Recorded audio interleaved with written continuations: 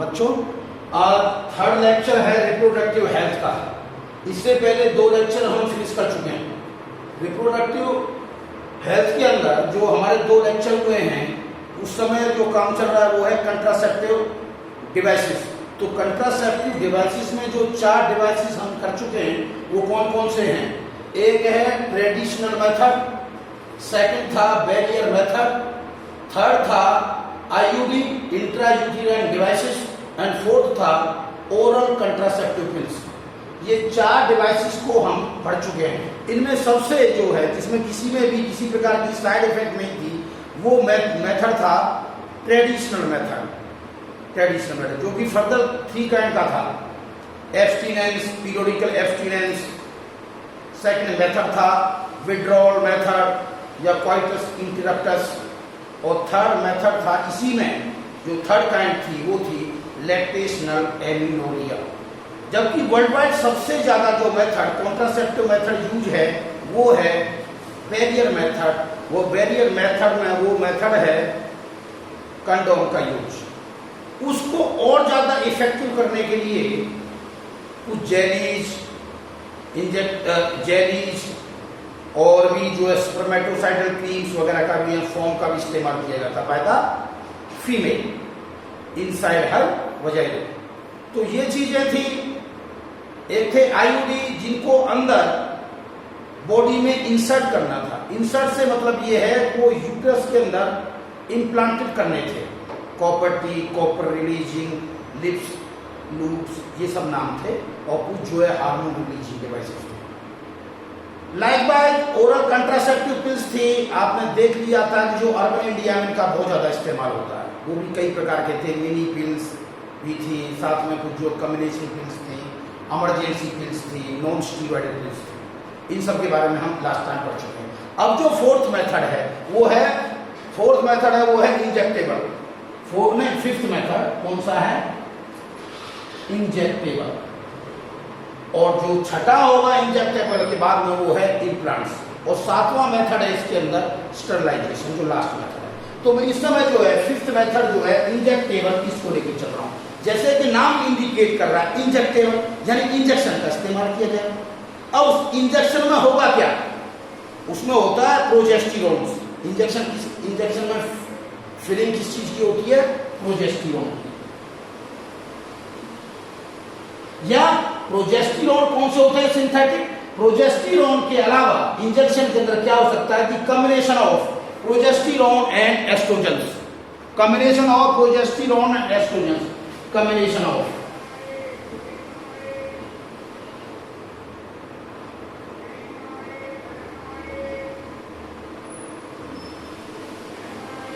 Plus estrogen. जैसे for example एक injection होता है डीपो-प्रोवीरा इंजेक्शन। ये जो इंजेक्टेबल इंजेक्शन है इसके अंदर सिर्फ प्रोजेस्टेरोन होता है। क्या होता है? प्रोजेस्टेरोन। जब ये इंजेक्शन इंजेक्ट कर दिया जाता है ह्यूमन फीमेल के अंदर, उसके बाद क्या होता है कि जो कंट्रासेप्टिव वैल्यू है इसकी वो है 3 मंथ्स। 3 मंथ्स डीपो-प्रोवीरा। और भी हैं इंजेक्शंस, उनकी हो सकता है 2 मंथ और एडिशनल हो। तो हम ये कहते हैं इनका जो ओवरऑल होती है जो कॉन्ट्रासेप्टिव वैल्यू वो 3 to 5 मंथ्स होती है इंजेक्टेबल। जिसमें फॉर एग्जांपल मैंने डीपो-प्रोवीरा बताया जो कि एप्लीकेबल है और its contraceptive value is up to the 3 months. कुछ कंट्री में ये जो इंजेक्टेबल्स हैं ये बैंड है। आप पूछेंगे क्यों बैंड है?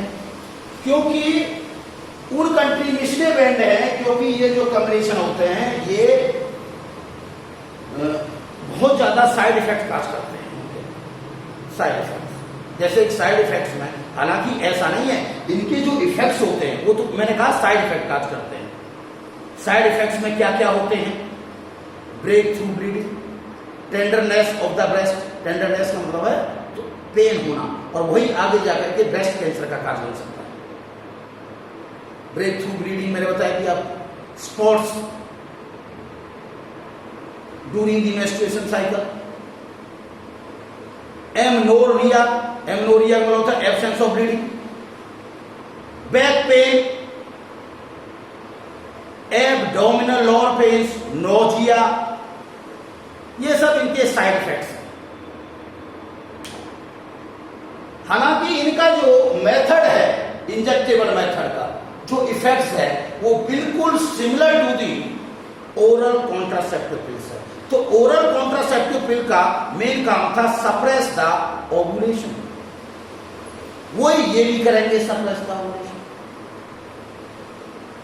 पर इनके effects there effects are longer, उनके इफेक्ट्स कम थे, इनके इफेक्ट्स जो है longer duration period of time है। ये है तो कुछ कंट्री में बैन है इंजेक्टेबल्स जो भी, ये मैंने बता दिया आपको। एप्लीकेबल कितने टाइम तो वो ये कहते हैं 3 to 5 मंथ, ये सब मैंने बता दिए। इनके साइड इफेक्ट्स के साथ में मैं जो है इंजेक्टेबल को फिनिश करता हूँ।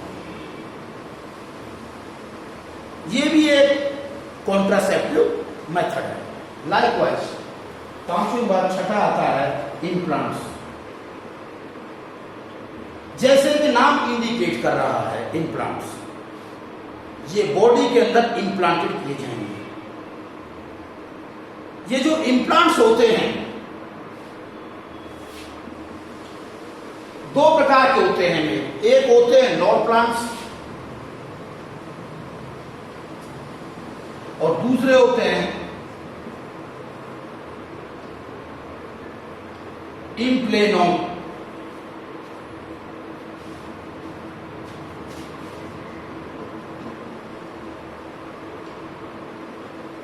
इम्प्लेनोम या नेक्स्ट प्लेनोम, आज इनको नेक्स्ट प्लेनोम के नाम से जानते हैं, पुराना नाम इनका इम्प्लेनोम है।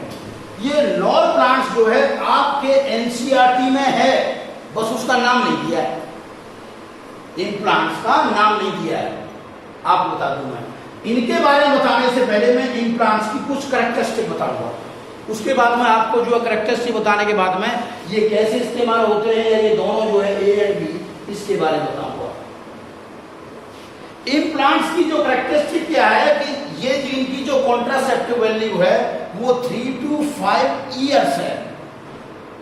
आपने देखा था कि जो ये इंजेक्टेबल थे इनकी 3 to 5 मंथ्स थी, ये मत भूलना।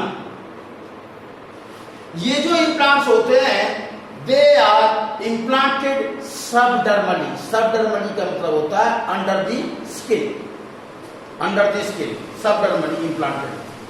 ये हार्मोन रिलीजिंग होते हैं इम्प्लांट्स। ये जो हार्मोन होते हैं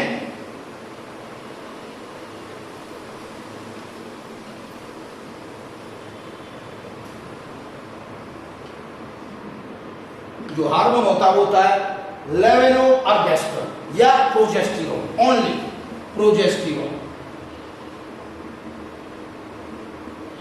एक बार इनका इम्प्लांटेशन कराने के बाद 3 to 5 मंथ तक किसी भी प्रकार की और किसी मेथड की यूज की जरूरत नहीं है। तो 3 से लेकर 5 साल तक छुट्टी हो गई, यानी इनकी इतने टाइम बीइंग तक कंट्रासेप्टिव वैल्यू है 3 to 5 ईयर्स। ये सबडर्मली इंजेक्टेड है। सबडर्मली होता है अंडर द स्किन, ये जो किया जाता है। हार्मोन रिलीजिंग होते हैं। कॉन्ट्रासेप्टिव वैल्यू 3 to 5 ईयर है। इनकी कुछ प्रॉब्लम्स हैं, कुछ इनके साइड इफेक्ट्स। एक तो साइड इफेक्ट ये है कि बेटा जैसे ये इंजेक्ट किए जाएंगे उसी प्रकार फिर बाद में इनको निकालना भी पड़ेगा। तो यानी डॉक्टर के पास जाना पड़ेगा, क्लिनिकली छोटा सा ऑपरेशन करेगा, इनको निकालेगा। निकालने की जरूरत क्यों पड़ेगी? क्योंकि ये नॉन बायोडिग्रेडेबल हैं। कैसे हैं? Non biodegradable.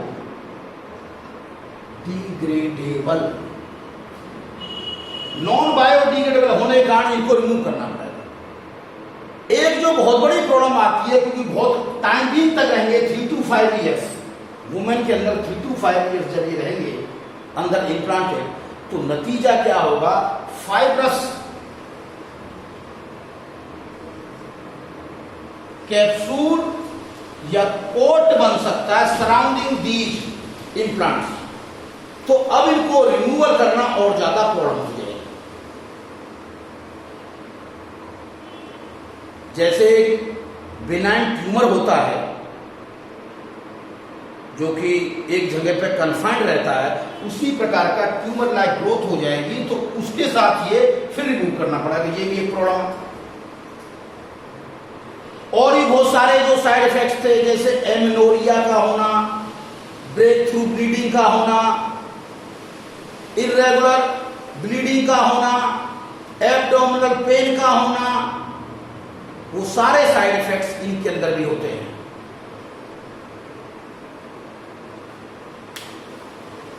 आपकी जो एनसीईआरटी में है नॉर प्लांट्स दिया हुआ है, नॉर प्लांट, उसमें देखना आप, उसमें एक 6-1 एक किट है,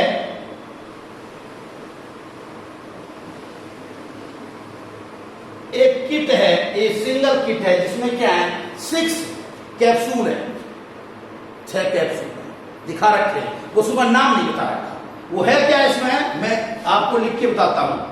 एक किट ऑफ नाइट, आप जो है राइट कीजिए, एक किट ऑफ, ये क्या होते हैं नॉर प्लांट, एक किट ऑफ 6 फ्लेक्सिबल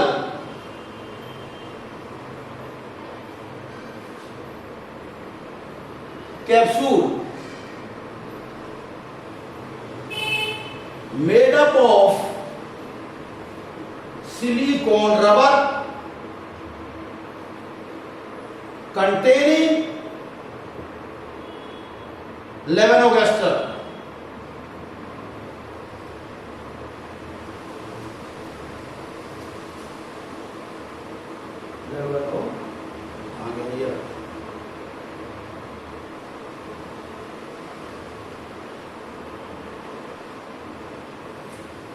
लेवोनोर्गेस्टेरोन होता है प्रोजेस्टेरोन, इसका मतलब क्या होता है, प्रोजेस्टेरोन।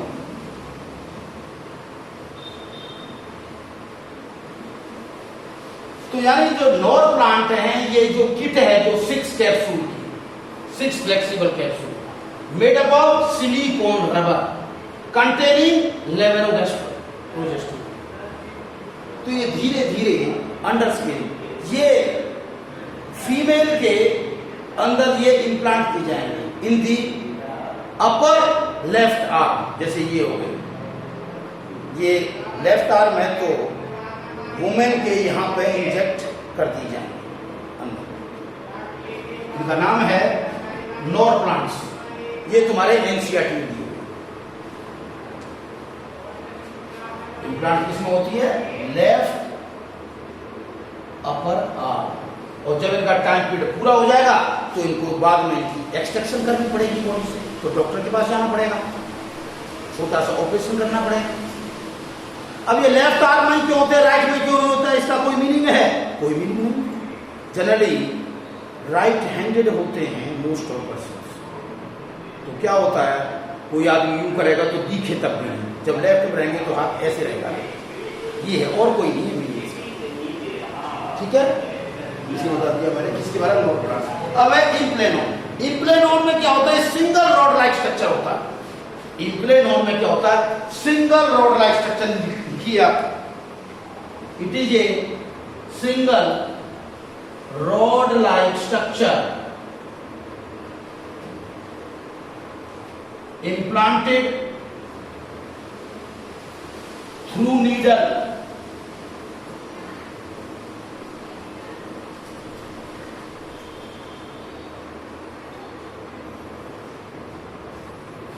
नीडल के थ्रू इंजेक्ट किया जाता है। इनका जो टाइम पीरियड है वो 5 साल है। एम्प्लेनोन पुराना नाम, नया नाम नेक्सप्लेनोन। ये सिंगल रॉड लाइक स्ट्रक्चर होता है, इम्प्लांटेड थ्रू नीडल। कहां पर इम्प्लांटेड, जहां पर ये नॉर प्लांट्स किए गए थे। नॉर प्लांट्स कहां किए गए थे, लेफ्ट अपर आर्म। तो ये भी कहां की जाएंगे, left upper arm of the woman.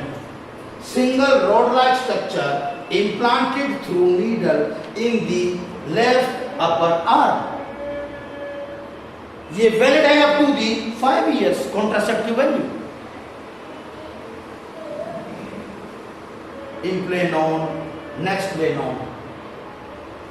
ये जो सिंगल रॉड लाइक स्ट्रक्चर होता है, आपने माचिस देखी है ना, मैच स्टिक,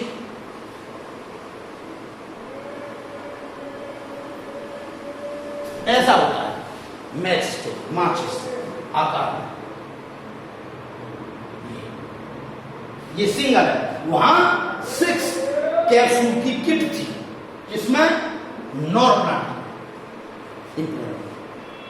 दोनों का जो मेथड है वो तो सेम है ना, क्योंकि दोनों ही किसमें आते हैं, अंडर इम्प्लांट्स। वो तो मैंने आपको पहले बता दिया था साइड इफेक्ट्स क्या होंगे, तो साइड इफेक्ट तो सेम ही होंगे ना। ठीक है बेटा। अब ये मैंने आपको इंजेक्टेबल्स, मैं डीपो प्रोवीरा बताया था। इम्प्लांट्स में 2 प्रकार के बताए थे, नॉर्प्लांट्स और इम्प्लेनॉन। इनका जो है टाइम पीरियड थोड़ा लंबा होता है। इफेक्ट्स आपने देख ही लिया है क्या है इनका। ये ओवुलेशन का इनका इफेक्ट बिल्कुल वैसे ही है, क्योंकि जहाँ कहीं भी प्रोजेस्टेरोन होगा उसका मतलब जानते ही हैं क्या होता है, सस्पेंड द ओवुलेशन। इसके साथ में ये इंजेक्टेबल बता दिए मैंने आपको, और अभी मैंने आपको जो बताया है इम्प्लांट्स बताए। अब है स्टरलाइजेशन, लास्ट मेथड है स्टरलाइजेशन।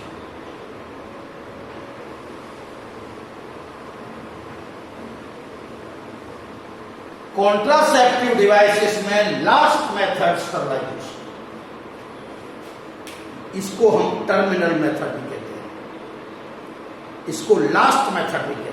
टर्मिनल मेथड इसलिए कहते हैं क्योंकि इसके बाद में और कोई कॉन्ट्रासेप्टिव डिवाइसेस का यूज नहीं होता। अगर ये एक बार यूज हो गया, उसके बाद में और किसी की नीड भी नहीं है, न इसके बियॉन्ड कोई है। ये जो स्टरलाइजेशन मेथड है, इसकी इफेक्टिवनेस सभी मेथड में सबसे ज्यादा है। तो ये तो है इसकी इफेक्टिवनेस। और सबसे बड़ी जो प्रॉब्लम है इस मेथड की वो ये है पुअर रिवर्सिबिलिटी, यानी ये एक किस्म से इरिवर्सिबल है। अगर आप इस मेथड को ठीक करना चाहें, कैसी सोच है कि इसको रिवर्सिबल कर दें, तो उसके जो चांसेस हैं दे आर वेरी रिमोट या नेग्लिजिबल हैं, बहुत कम है। इसलिए कहते हैं ये किस्म का इरिवर्सिबल मेथड है। इस मेथड को लास्ट रिसोर्ट के रूप में इस्तेमाल किया जाता है। कपल जब इस मेथड को इस्तेमाल करता है तो उसे पता होता है कि they are not deciding for the further pregnancy और फॉर द चिल्ड्रन, यानी उन्हें फर्दर बच्चे नहीं चाहिए, या वो डिसाइड कर चुके हैं जो भी उनके पास 1, 2, 3 जो भी बच्चे हैं उनसे वो सेटिस्फाइड हैं, they have planned finally they need no children further, उन्हें आगे और किसी बच्चे की दरकार नहीं है। उस समय इस मेथड का इस्तेमाल किया जाता है। टर्मिनल मेथड, टर्मिनल मेथड इसलिए है क्योंकि इसके बाद में कोई और मेथड है नहीं। इफेक्टिवनेस सबसे ज्यादा है सही मेथड, पर प्रॉब्लम सबसे बड़ी क्या है, पुअर रिवर्सिबिलिटी है। एक बार हो गया तो उसके बाद में फिर और कोई मेथड अप्लाई नहीं होगा और ना ही इसको रिवर्सिबल किया जा सकता है। ये है स्टरलाइजेशन मेथड। स्टरलाइजेशन मेथड जो होता है, इसका जो बेसिक जो काम है वो क्या है, it block the gamete transfer. Basic काम क्या होता है, it block the gamete transfer. Hence conception, conception का मतलब जब गैमेट ट्रांसफर रोक देगा तो फर्टिलाइजेशन नहीं होगा। आगे बात समझना, ये इसका एक बेसिक पर्पज है, या बेसिक जैसे ये काम करता है प्रोसीजर में ये करता है। इसका मतलब क्या हुआ, गैमेट फॉर्मेशन तो होता रहेगा पर गैमेट के ट्रांसफर को ब्लॉक किया जा रहा है।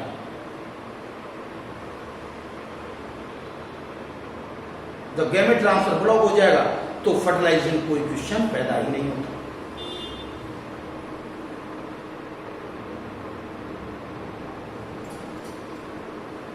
Final method, terminal method, non reversible method, most effective method, ये दो प्रकार का है। एक है वैसेक्टोमी और एक है ट्यूबेक्टोमी।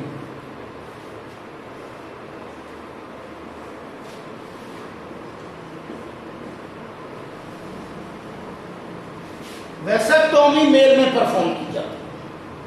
वैसेक्टोमी का मतलब क्या होता है? Cut and ligation of the vas deferens.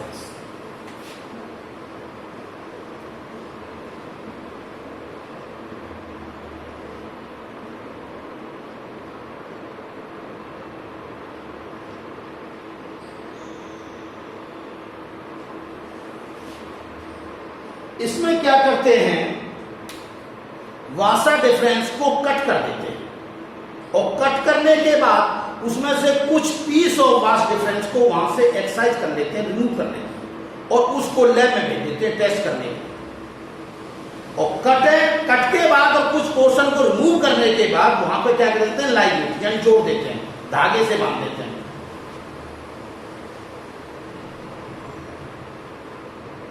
Question उठता है, वो जो पोर्शन था थोड़ा सा वो काट करके लैब में क्यों भेजा था भाई? जर्मनी फोकस ये इसलिए था, ये कंफर्म करने के लिए कि जो ऑपरेशन किया गया है उसमें जो वासेक्टोमी में वो पार्ट वास डिफरेंस का ही था। कंडक्टर झूठ तो नहीं बोल रहा है, यानी पर्सन को बोल दिया भाई ठीक है तुम्हारी नसबंदी हो गई और वास्तव में और किसी का पोर्शन काट दिया। तो ये कंफर्म करने के लिए इसलिए थोड़ा सा पोर्शन रिमूव करके लैब में जाता, वहां कंफर्म होता है हाँ वास्तव में वासा डिफरेंस का था, तो कंफर्म हो गई कि वासेक्टोमी हो गई।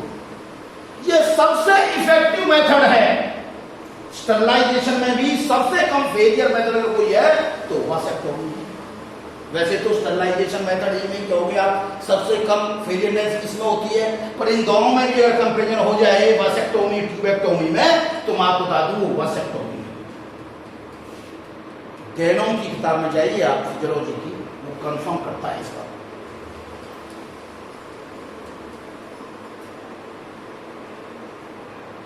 होता क्या जब ये प्रोसीजर या ये एक्सपेरिमेंट परफॉर्म कैसे किया जाता है? हम एक्सपेरिमेंट तो नहीं कहेंगे, हम ये कह सकते हैं ये सर्जिकल प्रोसीजर कैसे परफॉर्म किया जाता है। तो ये सर्जिकल परफॉर्मेंस करने के लिए क्या करना पड़ता है, एक छोटा सा इंसिजन का मतलब है यहां पे चीरा, थोड़ा सा incision is made on the scrotal sac.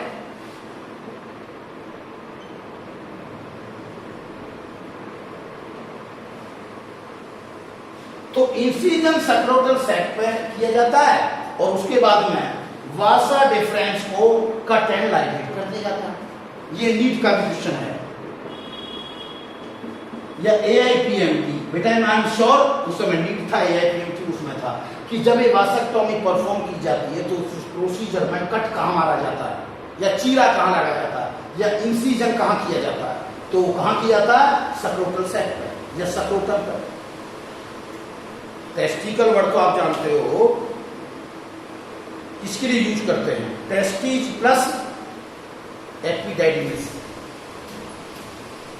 तो जो रियर पार्ट ऑफ एपिडाइडिमिस था वहां से वासा डिफरेंस कनेक्ट करता है और थ्रू इंग्यूनल कैनाल बॉडी के अंदर यानी एब्डोमेन में एंट्री कर जाता है, तो उसकी कट करनी पड़ती है। इसका जो सकल सूरत स्ट्रक्चर आप NCERT देखेंगे, वहां ये दिखा रखा है कैसे कट कर रखा और लाइगेट कर रखा है, ये मैंने आपको बताया।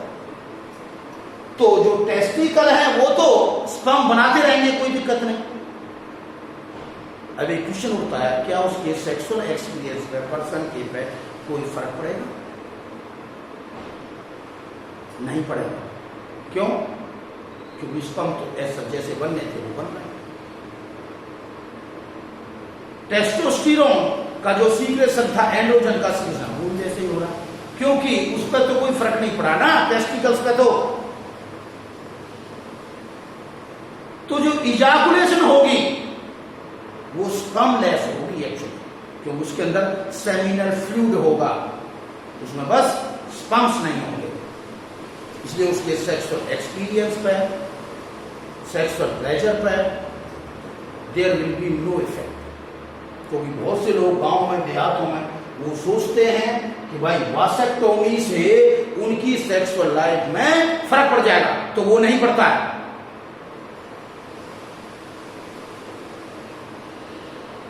अब आती है नेक्स्ट ट्यूबेक्टोमी, ये फीमेल में परफॉर्म किया। ट्यूबेक्टोमी का मतलब क्या है? Cut and ligation of the fallopian tube.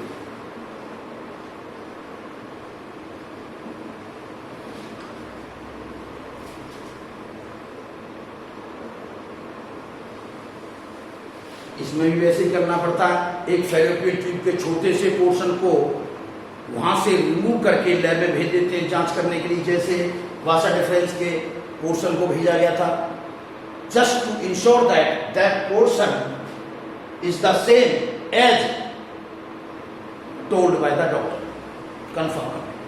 वो है tubectomy, cut and ligation of the fallopian. तो ओवरी तो जो है वो बनाती रहेगी, कोई दिक्कत ही नहीं, बस उसका ट्रांसफर नहीं हो पाएगा।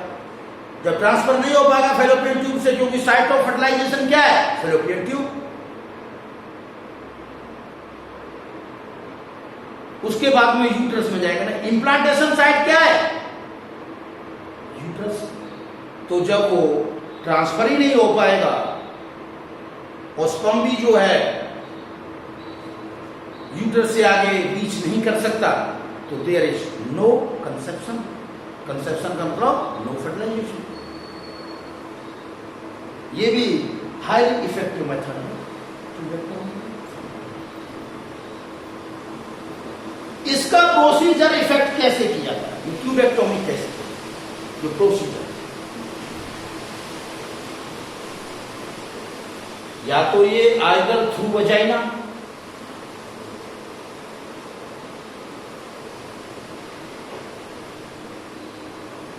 और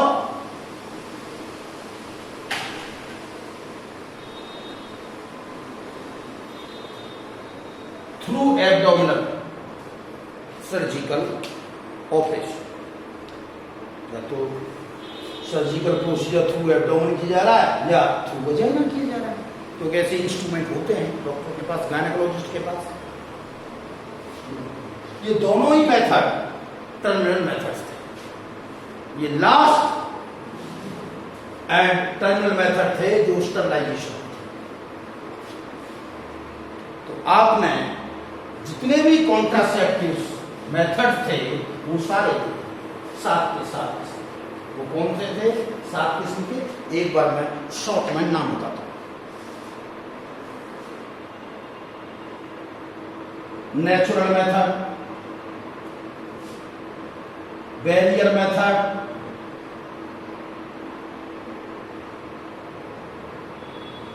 आईयूडीज,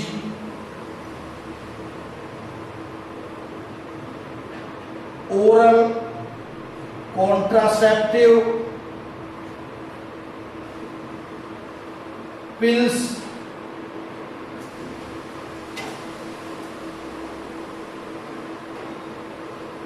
इंजेक्टेबल,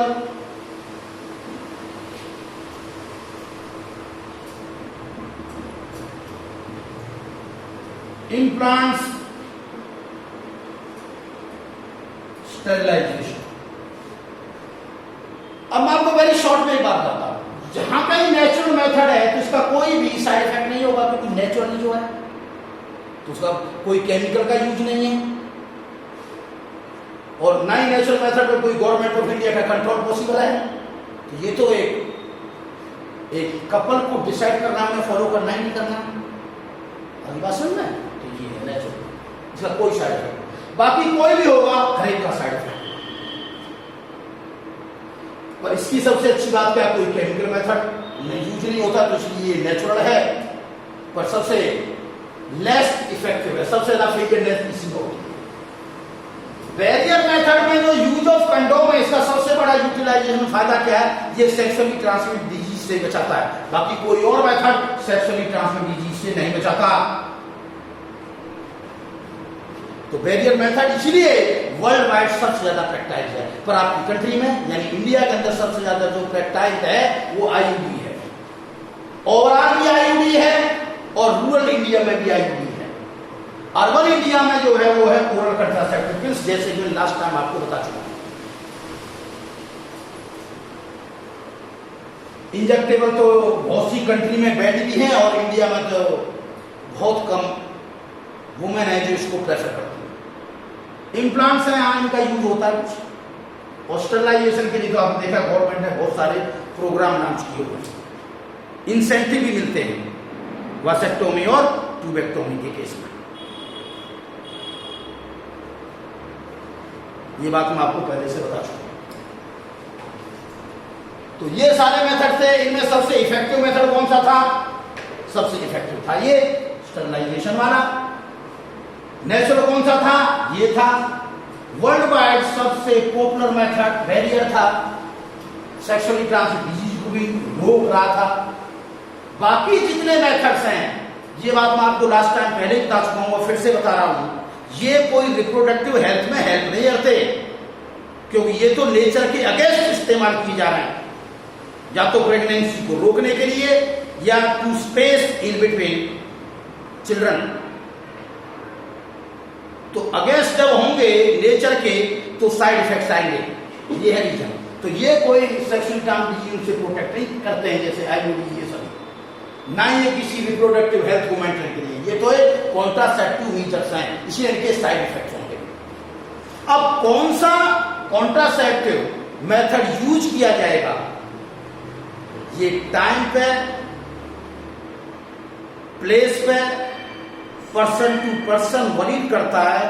तो बेटर ये होगा कि डॉक्टर की एडवाइस ली जाए, क्योंकि किसकी क्या रिक्वायरमेंट है उसके हिसाब से डॉक्टर एडवाइस कर सकता है।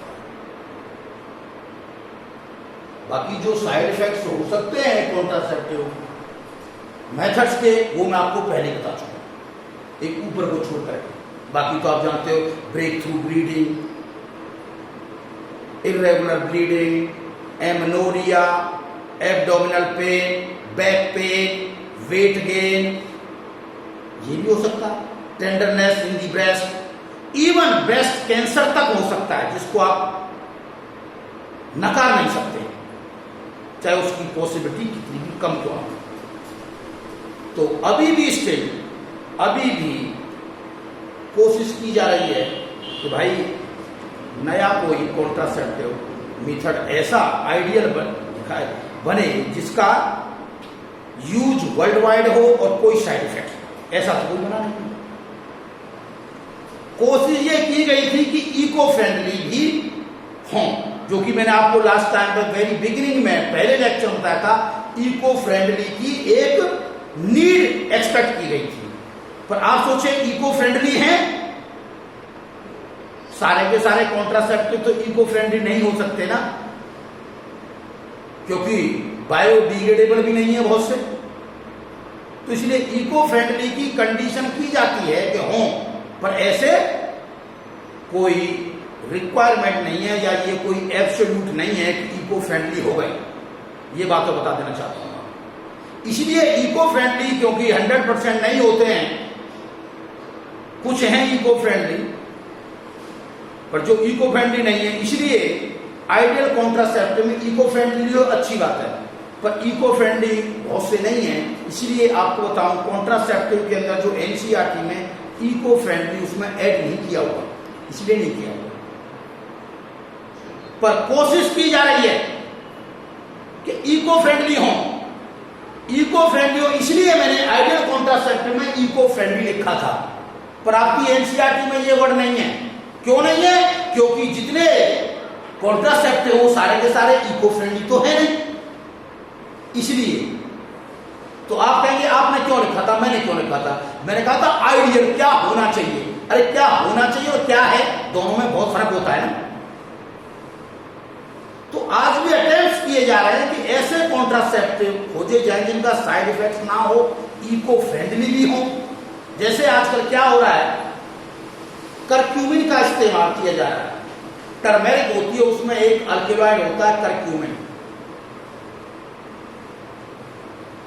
करक्यूमिन लॉन्गा नाम है।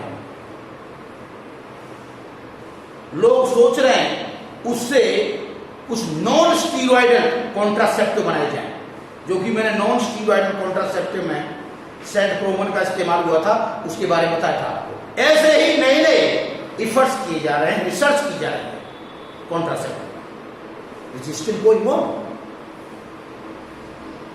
तो ठीक है बच्चों, मैंने ओवरऑल आपको ये बात बताई।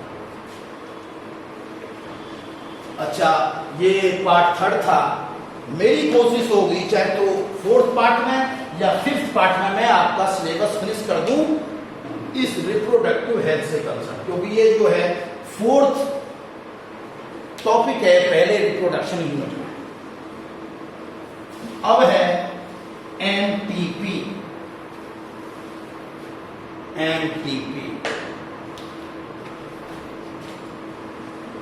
MTP medical termination pregnancy.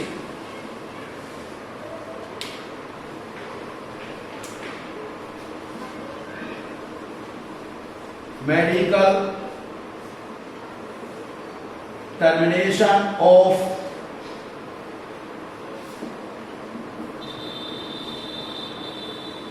Pregnancy. Medical termination of pregnancy को ही कहते हैं इंड्यूस्ड अबॉर्शन। ये किस्म का इंड्यूस्ड अबॉर्शन है, क्योंकि एमटीपी की जो डेफिनेशन होती है आप उसको राइट कर सकते हो।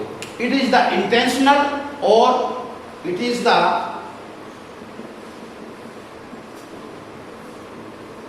इंटेंशनल और वॉलंटरी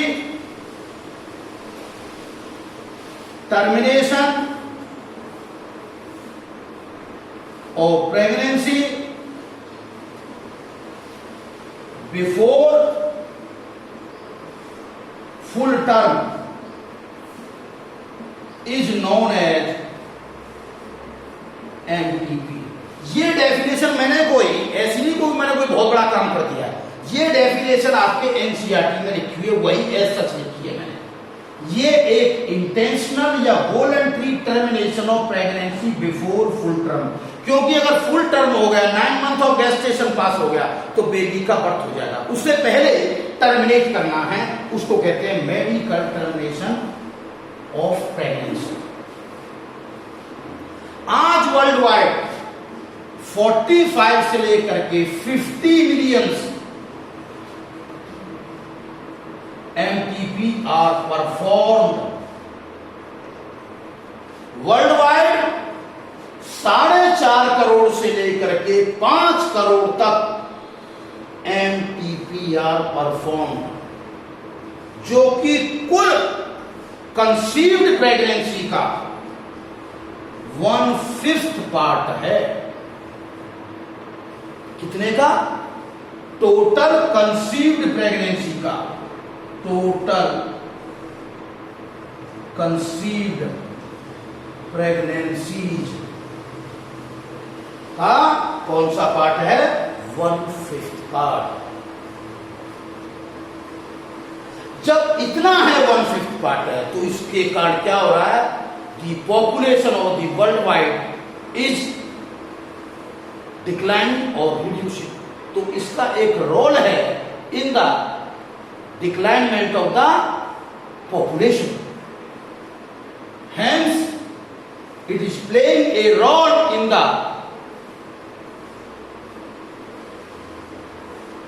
पॉपुलेशन डिक्लाइनमेंट।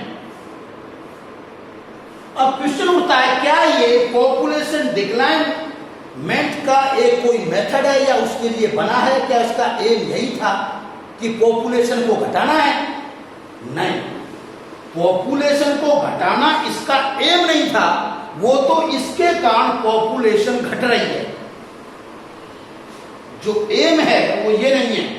फिर आप कहोगे इसका एम क्या है, एम या इसकी इंटेंशन क्या है। एम है इसका, जो एम या इंटेंशन है वो है basically reducing the incidence of illegal abortion.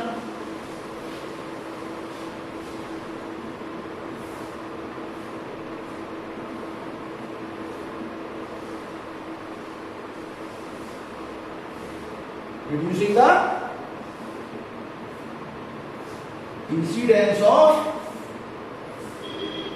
illegal abortion, thereby इस तरह thereby reducing the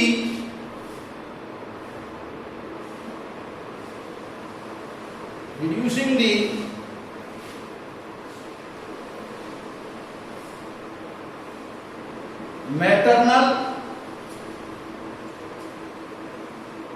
mortality and morbidity। दो बड़े बोलेंगे। इसका जो एम है वो क्या है कि जो वर्ल्ड वाइड जो इलीगल अबॉर्शन होते हैं वो ना, क्योंकि ये जो इलीगल जो अबॉर्शन होते हैं बाय द क्वैक, जो एक्सपर्ट नहीं है, उससे मां की जान को बहुत खतरा रहता है और लाइफ लॉन्ग आने वाले टाइम के लिए भी उन्हें प्रॉब्लम हो सकती है। हो सकता है मां की डेथ हो जाए या कोई ऐसी प्रॉब्लम क्रिएट हो जाए एक बार इस प्रकार से अबॉर्शन हुआ है कि आगे वो कभी मां ही नहीं बन पाए। तो इसलिए क्योंकि वर्ल्ड वाइड बहुत होते हैं क्वैक्स के द्वारा, अनट्रेंड के द्वारा, तो इसलिए ये किया गया कि रिड्यूसिंग, इसका एम था reducing the incidence of illegal abortion. उससे जब इलीगल अबॉर्शन को रोक दिया जाएगा, आदमी एक्सपर्ट के पास जाएगा, एक प्रैक्टिशनर रजिस्टर्ड मेडिकल प्रैक्टिस के पास जाएगा, तो क्या होगा, उसके कारण क्या होती है कि जो मैटरनल मोर्टिलिटी का भी रेट घटेगा और मॉर्बिडिटी का, डिजीज फ्री, मॉर्बिडिटी कम होता है इंसिडेंस ऑफ डिजीज। तो जैसे जैसे इंसिडेंस ऑफ डिजीज कम होंगी तो उतना ही लॉन्गेविटी बढ़ेगी। तो इन दोनों, तो एम ये है, तो ये है इसका एम। एम ये नहीं था कि साहब जनसंख्या घटाने के लिए, जनसंख्या घटाने के लिए ये कॉन्ट्रासेप्टिव डिवाइसेस थे, उसके लिए एमटीपी की कोई नीड नहीं है। वे एक और बात है, जिस काम के लिए नहीं था उस काम को भी कर रहा है। इस बात की वर्ल्ड वाइड बहुत डिबेट होती है कि ये एमटीपी होनी चाहिए या नहीं होनी चाहिए। Why there should be the MTP? ये तो एक कैसा इश्यू है, ethical, medical, emotional and social. Emotional,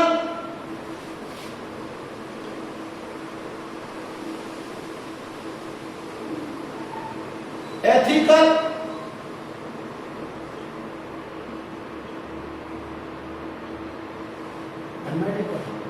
बहुत से लोग कहते हैं कि नहीं भाई, जब बच्चा हो जाता है 1 मंथ का हो गया तो उसमें तो जाना है, स्टेथोस्कोप के हार्ट की साउंड सुन सकते हो। लाइफ की डेफिनेशन क्या है, जिसमें मेटाबॉलिज्म को अगर आप मान लो तो एक ओवम में मेटाबॉलिज्म होता है, एक गैमेट में भी होता है।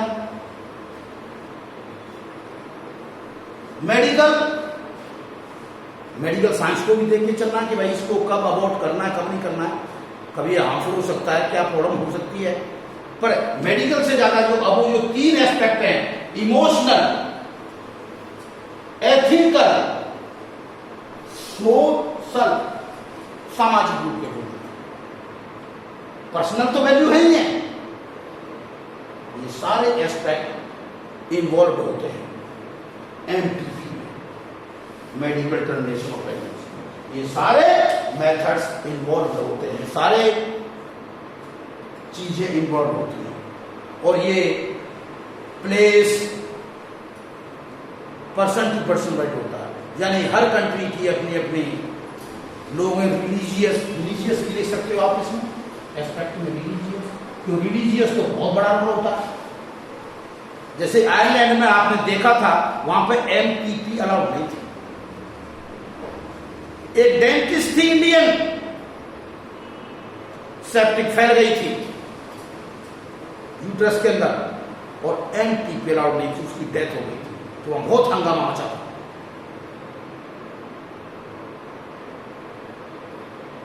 बहुत सी चर्चें हैं नहीं करते, जैसे हिंदू धर्म है, मुस्लिम धर्म है, ज्यूज हैं, क्रिश्चियंस हैं,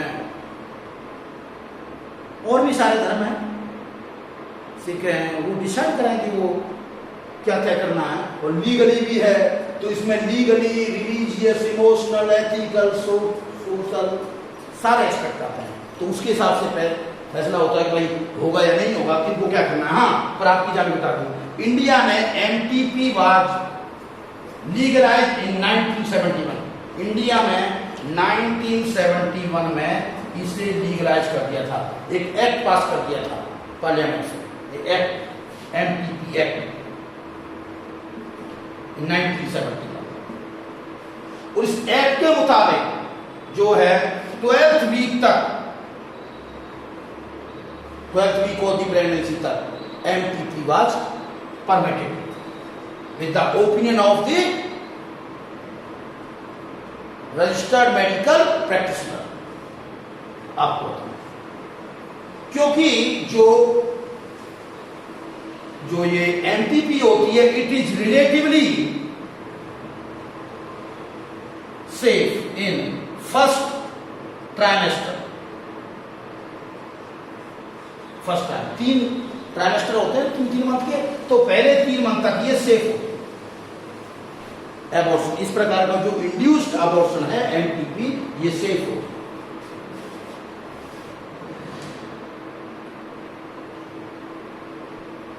बाद में क्या हुआ, हमारा जो एक्ट है 2017 में अमेंड किया गया, amendment in this act, MTP act, उसमें ये अलाउड कर दिया गया up to 24 weeks with certain condition.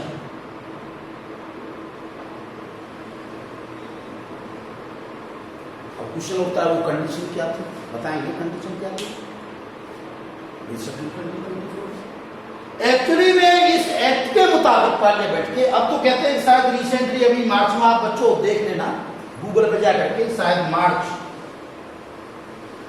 2020 में भी एक्ट आ गया है इसका अमेंडमेंट। अभी तक एनसीईआरटी में सिर्फ 2017 तक का है ना, ये मैंने बता दिया आपको। थर्ड एक्ट शायद होता है अमेंडेड 2020 में भी, देख लेना। तो 2007 तक के एक्ट तो आपको याद करने पड़ेंगे, क्योंकि एग्जाम में क्वेश्चन भी आते हैं। ये जो एक्ट था 2017 का एमटीपी का, अब क्वेश्चन उठता है इस एक्ट में क्या है, इस एक्ट में क्या है, इस एक्ट के मुताबिक क्या है कि अगर एमटीपी एक्सरसाइज करनी है और वो है until 12th week of pregnancy, 12th week, तो सिर्फ ओपिनियन चाहिएगा, opinion of a single registered medical practitioner. Single registered medical practitioner का मतलब होता है जो डॉक्टर एमसीआई के द्वारा मान्यता प्राप्त है, जिसका रजिस्ट्रेशन है, चाहे वो गवर्नमेंट का है चाहे वो प्राइवेट का है, इन गुड फेथ ये बताए कि भाई इसकी एमटीपी हो जानी चाहिए। तो 12 वीक तक की अगर प्रेगनेंसी पे वो एमटीपी की जा सकती है, पर वो कंडीशन कौन सी है वो मैंने अभी नहीं बताई, ये कंडीशन बता दूंगा, पर बता दिया बाद। ये एक्ट की पहली कंडीशन। दूसरी कंडीशन, अगर वो प्रेगनेंसी 12 वीक से ज्यादा है और 24 वीक से कम है, यानी सेकेंड ट्राइमेस्टर तक है, सेकेंड ट्राइमेस्टर मतलब 6 मंथ, यानी 3 मंथ से लेके 6 मंथ, और एमटीपी एक्सरसाइज करवाने के लिए गए तो उस समय जो ओपिनियन रिक्वायर्ड है वो सिंगल रजिस्टर्ड मेडिकल प्रैक्टिशनर का नहीं होगा, वो कितने होंगे? 2। उस समय 2 रजिस्टर्ड मेडिकल प्रैक्टिशनर्स की ओपिनियन चाहिए और दोनों की ओपिनियन सेम होनी चाहिए in the good faith. Good faith का मतलब है कोई फीटिसाइड, फीमेल फीटिसाइड वगैरह के लिए के नाम, यानी वो सब्सटेंशियली प्रूव करें कि इसको ये प्रॉब्लम होने वाली है, तब वो अलाउ हो। आगे बात समझना। तो ये जो एक्ट आपके दिया हुआ है एनसीईआरटी, बेटा ध्यान से पढ़ लेना इसको, इसके पीछे जो ग्राउंड है वो सारे पढ़ लेना। हाँ, पर भाई एमटीपी इसका आंसर दे रहा हूं, भाई एमटीपी। क्यों एमटीपी? भाई एमटीपी, भाई भाई क्वेश्चन मार्क। पहला, एमटीपी का मतलब क्या है? To get rid of unwanted pregnancy. MTP में भाई to get rid of unwanted pregnancy.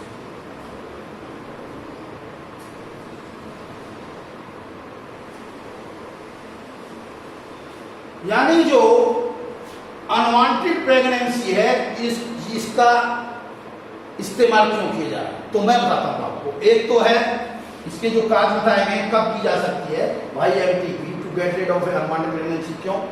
इसका एक तो कांड दिया गया है कि casual unprotected sex,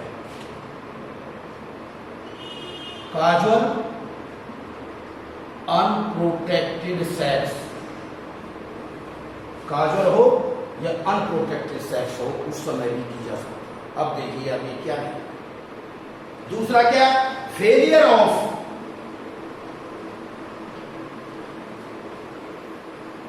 contraceptive method और डिवाइसेस। कोई भी जाएगा कहते हैं कॉन्ट्रासेप्टिव मेथड, मैं तो यूज कर रहा था, बैरियर मेथड यूज कर रहा था, आईडी किया था वो फेल हो गया, या कोई मेथड फेल हो गया, तो एक एस्केप के चांसेस है। काजुअल एक पहला ही आप देखिए, अनप्रोटेक्टेड सेक्स है या काजुअल है। थर्ड कांड रेप, आपको जानते हो हीनस क्राइम, किसी लेडी पे जब ये रेप इन्फ्लिक्टेड किया जाता है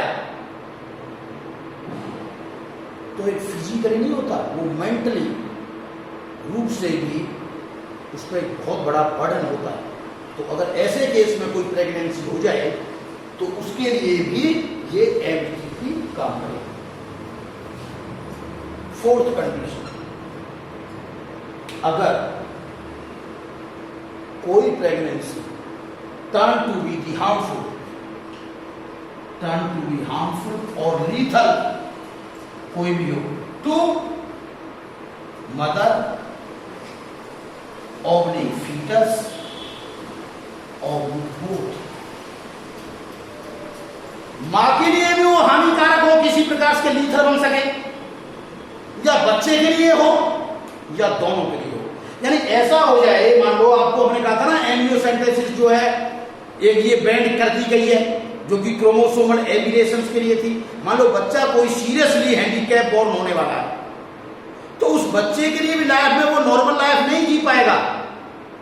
लाइकवाइज जो पेरेंट्स हैं वो पूरी जिंदगी भर तक परेशान रहेंगे, तो उनको डिसाइड करने का राइट है। और उस बच्चे के लिए भी क्या ये ठीक रहेगा तो पूरी जिंदगी भर तक डिपेंडेंट रहे किसी पर, और वो भी सीरियसली हैंडीकैप। सीरियसली हैंडीकैप का मतलब ये होता है वो मेंटली, जिसको अपना ही होश ना हो खाने पीने का। तो ऐसी कंडीशन में पेरेंट डिसीजन ले सकते हैं। ये कौन प्रूव करेगा कि उस बच्चे के साथ ऐसा होने की संभावना है? अरे भैया, जो अल्ट्रासाउंड या जो भी सोनोग्राफी है, जो डॉक्टर हैं वो 2 डॉक्टरों का ओपिनियन क्यों लिया हुआ था? 12 वीक से लेकर 24 वीक के बीच में लिया गया था, वो यही तो काम था, इंश्योर करने के लिए। तो ये सब चीजें हैं। तो ये कंडीशन, ये जो 4 कंडीशन है 1, 2, 3 और 4, ये परमिट करती हैं एमटीपी को, जिसमें ये ऊपर वाली 2 कंडीशन आपने देखी होंगी वो कैसी है। जैसे अभी मैंने कुछ दिन पहले बताया था कि जो है वहाँ एनटीपी अलाउड नहीं थी आयरलैंड में, तो वहाँ एक लेडी जो इंडियन थी, डॉक्टर जो है, उसकी डेथ हो गई थी, वो डेंटिस्ट थी। इसलिए जच्चा बच्चा दोनों को बचाने के लिए भी एनटीपी को एक्सरसाइज किया जाए। और कौन कंट्री फॉलो करेगा, कौन नहीं करेगा, भैया ये तो एक डिबेटेबल इशू है, डिबेटेबल इशू। क्योंकि कहाँ का कैसा रिलीजियस, इमोशनल, एथिकल, सोशल और मेडिकल एंड पर्सनल एक्सपेक्ट सभी इन्वॉल्व है इसके अंदर।